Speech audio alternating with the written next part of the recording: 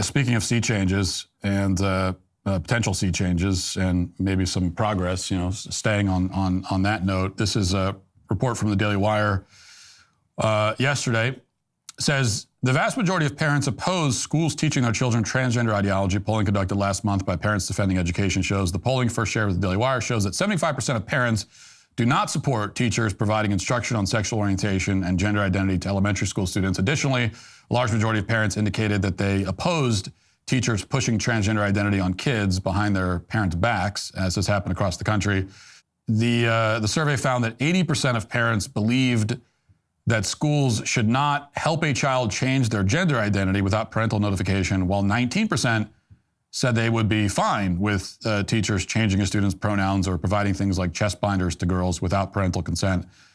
3/4 of those surveyed said they supported legislation that would require school officials to inform parents if their child wanted to identify as a different gender at school. Just over 60% of parents said they disagreed with a Wisconsin school district policy that said parents do not have a right to know about their child's identity.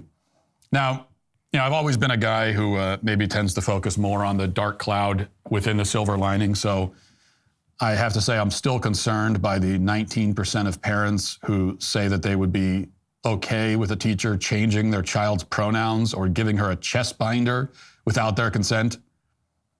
That is a staggering amount of parents who evidently want the schools to undermine them and keep secrets from them and abuse their children.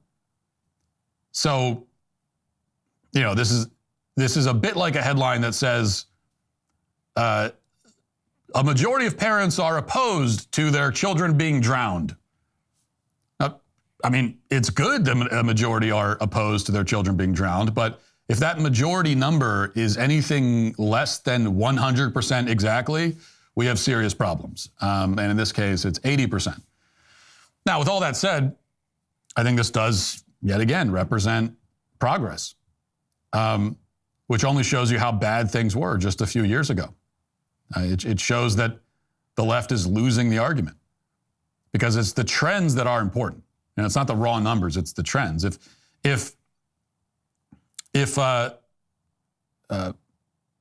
75%, of parents opposed gender ideology in the schools, but 5 years ago, 85% opposed it, then these numbers would certainly in that case be nothing to celebrate.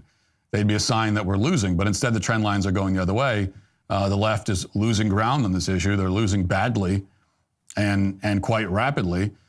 And they're losing because, for one thing, as we've talked about many times, conservatives finally, I think, figured out how to effectively push back on a lot of this stuff.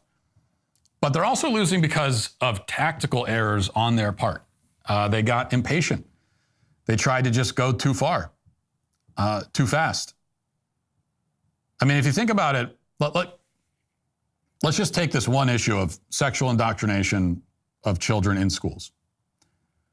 Well, they've been doing this in schools for decades. They've been doing it successfully with very little pushback for decades. So-called comprehensive sex education is how the left indoctrinates kids into this stuff.